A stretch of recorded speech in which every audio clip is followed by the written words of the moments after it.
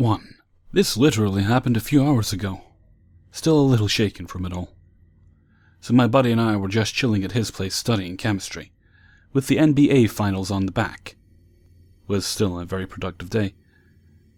But it's been really hot in this part of the country lately, so after a couple of hours of chemistry we decided to go get some air outside and go for a walk. Maybe find a place to study outside. Well, we found a balcony patio on another neighboring residence hall, and decided to go chill on it and study. Came back with our backpacks, and it didn't take long until our curiosity got the best of us, and we realized we had to find a way to get onto the roof. Door was locked, but that wasn't going to stop us. We ended up stacking a couple of tables to reach the top of the building, and pull ourselves up, and no, even if the tables toppled over, the patio was big enough, and we chose the right place where we would not have fallen off the building. But while we were up there exploring, I guess someone called the RAs on us, and all of a sudden I heard someone calling us from the balcony. We head over and there's a small crowd of 2 very nervous and mad-looking RAs, and 3 entertained students. The first thing the RA says is, "You are not supposed to be up there at all. The police are on the way. Get down immediately." Which I now realize is the stupidest thing to say to somebody if you suspected they may have been planning to take their lives. And to just double confirm, we had no intentions of anything like that. We were just a couple of buddies who wanted to see the great view from the roof. Anyway, we ended up frantically finding and then coming down from the stairway that they locked that led there. The guy was serious too. They literally called the cops and greeted us in the study lounge, where the lecture went down. One of the RAs looked so scared she might cry. We felt super bad about how nervous they were and how shaken they seemed. I think the cops understood it was all a big misunderstanding. They were actually really chill about it since nothing about what we did was illegal. We apologized again, and one of the other RAs made a pretty daunting comment about a strongly worded email about a meeting we were going to receive. Maybe not the biggest F-up, but caused a bit of unnecessary concern. I do, however, plan on mentioning the way they reacted to and handled the situation, given how fragile and serious it could have been. I do understand it was dumb of us to do that and distract them from their jobs, but I really think RAs should be able to handle a potential mental health situation like this much more effectively. 2. This fuck-up happened about a week ago. So I had a friend, we'll call him Mark, that moved out to Georgia a few months ago, and his birthday was coming up. Me and 4 other friends wanted to surprise him with a visit, because it was his 21st birthday, and we wanted to all go out drinking. Whatever, I was fine with it because semester had just ended, and the city in Georgia we were going to was just a few hours' drive. Our plan was this. We would tell him only one of us was coming, book a hotel room near his university, have the said lone friend take him back to the hotel room, and we would all jump out and surprise him. So we make the drive out, get to the Hilton we're staying at, and settle into the room. The member of our group that was going to get him and bring him here, we'll call him Joe, left to go do so. So the rest of us had some time to kill in the room. We pretty much just chilled and talked. Didn't do too much. After a bit of chilling and talking, I went to the bathroom to take a dump. I did my poop. But then after I was finished, I realized it was huge, like, actually massive. I decided the best course of action would be to flush the poop first, and then wipe and flush the toilet paper by itself. When I tried flushing the poop, it clogged the toilet. It looked almost down, so I tried flushing again. Bad idea. The toilet started to overflow, and the poop rose up. I quickly tried to stop this from happening by grabbing a nearby broom and batting the poop along the surface of the water to prevent it from trailing on the ground. The water was all over the floor at this point, and the whole situation was grossing me out super bad. I hear the door open just outside the bathroom. Jesus Christ, he's here. I hear some muffled talking followed by what I assume to be my friends all revealing themselves to be there. I'm still dealing with the poop. I start panicking and try to grab the poop and throw it in the trash. Maybe this way I can clean things up faster. I tried to do this too quickly that when I picked it up, it slipped and fell on the floor. The poop landed under me and was squashed by my body. I was so disgusted that I threw up all over the floor and bathroom rugs. My friends heard the thud of me hitting the ground and started knocking on the door, asking if I was okay. All I could let out was a barely audible groan. They immediately opened the door, for which they're greeted by me laying face down in the water, on top of a freshly made shit covered in vomit. I looked up at Mark and quietly said, "Surprise," before passing out. I woke up later in the emergency room. I made it out with only minor bruises in my head. I am still completely embarrassed about the whole situation, but they think it's the funniest thing they've ever seen. We still went out for drinks the next day. 3. So I'm an inventory clerk. I do inventory, schedule of condition reports for rental properties. I do check-ins, start of tenancy, and check-outs, end of tenancy, obviously. A couple of weeks ago, I had 2 jobs on Saturday and Sunday, respectively. The first was a check-out, and the second was a next-day check-in, where the new tenants were moving in. Ordinarily, properties are professionally cleaned before new tenants move in, but this was an unusually quick turnaround. This is good for me, since it means the property has not changed since the checkout, and there's no need for any kind of inspection. Just a 5-minute handover, and I get paid the same flat rate. Easy money. Anyway, because the letting agency is closed on a Sunday, I was advised to keep hold of the keys collected from the checkout and hand them directly to the new tenants the following day. This is where the situation immediately takes a nosedive. I had a raging hangover on the Saturday, and I have recently broke up with my girlfriend of 3 years, so I'd been on a bit of a 2-day or 3-day bender, and wasn't in my right mind. Without even thinking, after the checkout, I took the keys back to the office and went home. It was only around midnight when I got into bed and checked my jobs for the next day that the penny dropped. Fuck. This is serious shit. Estate agents are notoriously non-fuck-giving after office hours, and never provide any emergency contact details. I'm effectively on my own. Well, guess I'll be dealing with the blunt end of this tomorrow. Next day, I call my boss. He says it's fully on me, and he has no contact with the agents, and can't just magic keys out of thin air. Worst case scenario, I'm getting a hotel for the new tenants until I can get the keys back the next day. I arrive at the property. The woman is there with her kid, and I apologize and propose the hotel situation. She says that isn't possible. Her husband is on his way in the van with 75 boxes of their stuff, and he's cancelled a business trip just to do this move. I'm starting to sweat. She calls her husband and puts me on the phone with him.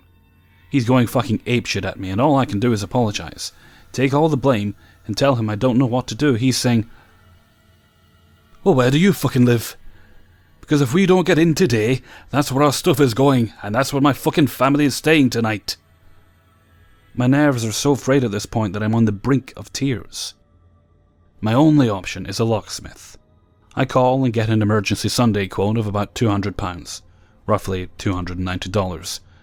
But the trouble is, it's a first-floor apartment, and you can't access the car park to unload the van, the elevator to take the stuff up, or the fucking stairwell without an electronic fob.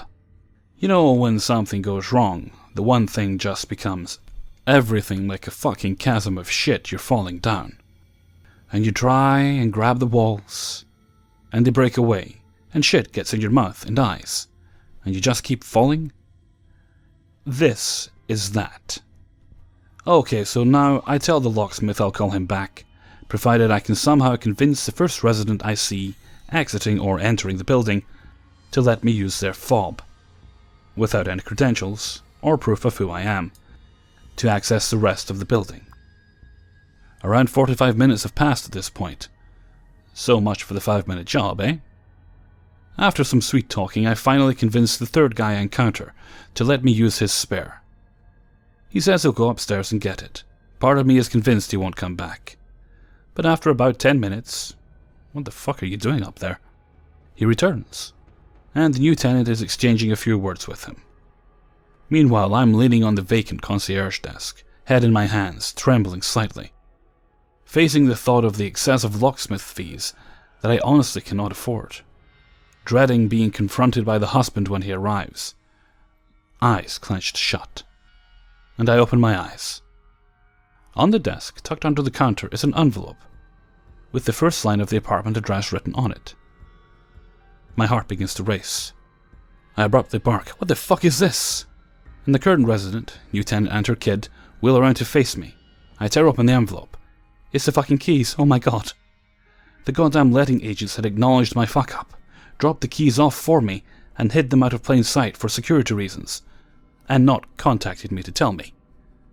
Why would they not contact me? I slap the fob on the little electronic panel, bolt up the stairs 3 at a time, jam the key in the door, and swing that motherfucking door wide open. We're in. The tenant and I are both hugely relieved. She calls her husband. This is a fucking joke of a situation, but everything is now fine. Well, for me it is. The tenant is instantly back to absolutely fuming when she realizes that not only has the place not been cleaned as promised, but the 2 double beds, 3 double sofas, dining table and chairs have all not been removed, also as promised. At this point she's screaming bloody murder at the only person she can immediately vent to, which is, unfortunately, me.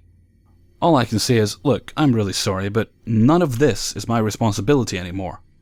You need to find a way to contact the agent and deal with it from there.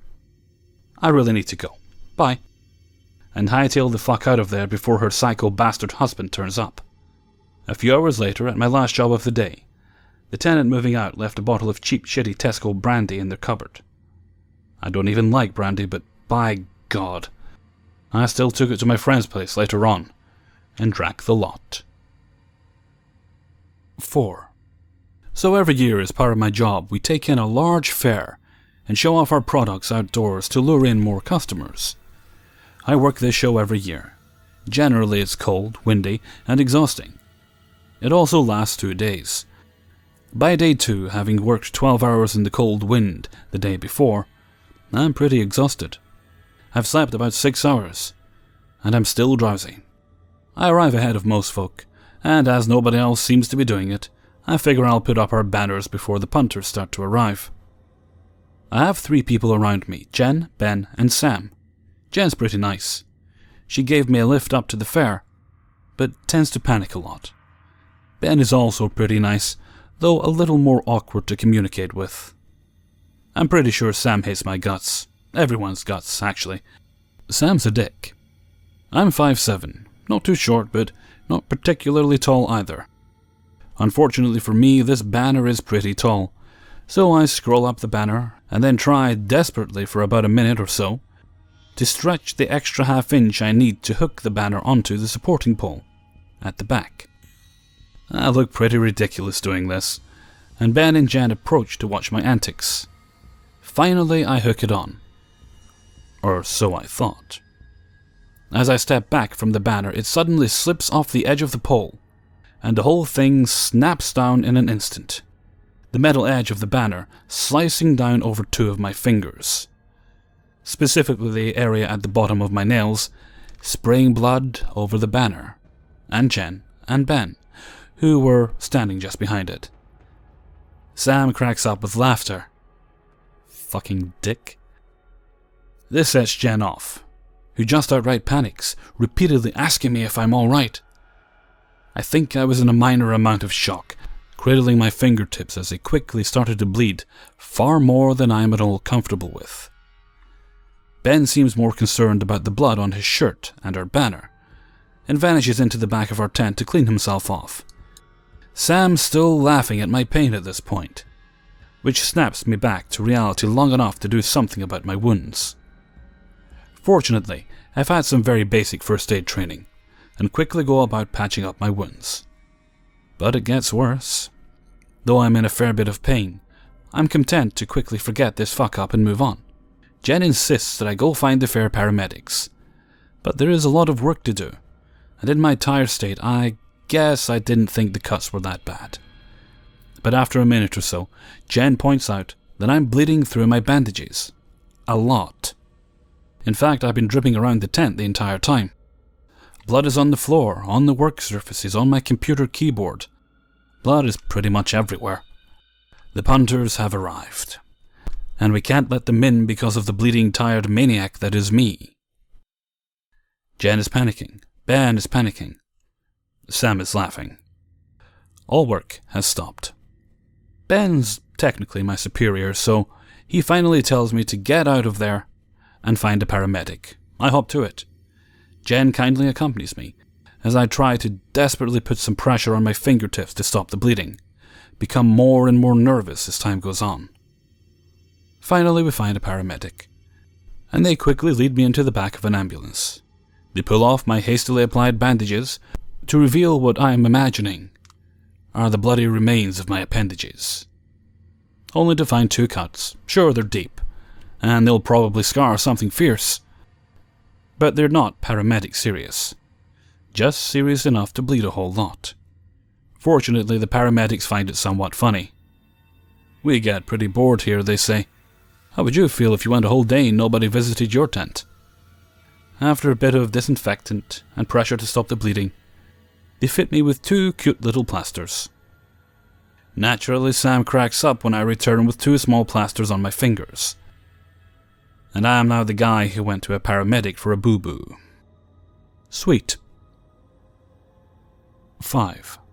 So, just a bit of background info with varying degrees of importance to the context of the story. I am 15 years old. My parents are both divorced and remarried. At my mom's house, we have enough kids for 2 Brady Bunch sitcoms. My friends and I are amateur app developers, and I swear like an entire crew of sailors. But normally not in public. So the fuck-up happened when me, my combined family, and a bunch of my friends were all eating dinner at a Mexican restaurant close to all of our houses this Friday night. I was showing all my friends the beta version of the app for the first time at the table, all of us laughing at how bad it was, and especially at how often our phones did something really stupid. It was quite the experience. And once I get back to work, I have a lot of things that I need to fix that I didn't know about. But that's besides the point. We were all being very rambunctious at the table, much of it having to do with how rough the app was. And a lot of us had our chairs leaned back against the wall while messing with it, like you do. After about 15 minutes of waiting, our food was progressively arriving at the table, and we were all leaning back in to get our food. I was already eating, but my stepbrother, sitting right beside me, got his food after me. When he was leaning back in, the chair slammed to the ground, pinning my right foot under it for a few seconds, and cutting it up pretty badly. Now, a normal person would, well, I don't really know what anyone else would do in this situation, but I sure as hell know what I did. I started absolutely losing it. Not towards him, but at just the world in general. I live with very heavily Christian parents, who were absolutely horrified at some of the slurs I used against our Lord and Savior Jesus Christ, among other things. I swore at the absolute top of my lungs for about 15 seconds, and when I looked around, I saw 3 things. The furious looks of my mother and stepfather, the horrified looks of small children, ranging from probably the ages of 3 to 7 around us and their parents, and the absolutely hilarious looks from my friends and teenage brothers and stepbrothers. We all looked at my mom and my stepfather, who were also dealing with looks from all around the rest of the restaurant. And though I don't know who laughed first, we all started laughing so hard, despite the pain I was in and me feeling my slightly damp foot. As for me in particular, I laughed so hard as anyone started cracking various jokes, inside and otherwise, about how much trouble I was going to get in, comparing the sudden outburst to that of a kid at our school with a deteriorating mental state. and has made us all seriously think about investing in bulletproof vests and others, that I ended up inhaling a fry that I was still chewing on while all this was happening. I started going into a coughing fit that lasted a few minutes, once again turning heads our way, while my friends and brothers kept laughing, keeping me laughing, further worsening my fit. As my mother was walking over to where I was at the opposite end of the table, I ran as fast as I could to the bathroom, the blood I had forgotten about still dripping down my foot. I kept coughing while my Boy Scout training kicking in, making a makeshift bandage wrapping around my leg from toilet paper, all coughing up pieces of a fry in the process. I walked out, taking the long way to the table, still getting many funny looks from those around me, so as to avoid the wrath of my mother. I immediately grabbed my stepbrother's keys and hid away in his car. He got in the car about 30 minutes later with 2 friends, and we still haven't made it back home. I'm just glad we're the ones that can laugh at all this. I don't think my mom will be as happy. Hey everyone, Hellfreezer here, and thank you very much for listening to TIFU 5 True Embarrassing Stories, Episode 1. Well, I guess this is a bit of a reboot, isn't it? Or is it a rebirth? Whatever. What it does mean is more awesome stories. Also means the videos are going to be a decent laugh. Thank you very much for your kind feedback on yesterday's paranormal video, which was also a reboot rebirth. Appreciate it. And also for those of you who have been using the Facebook and Twitter links to share the videos. Thank you so much for that. I'm very, very grateful to you all. Okay, I think that's about it for now, really. So, until next time, thank you very much for listening. And take very good care of yourselves.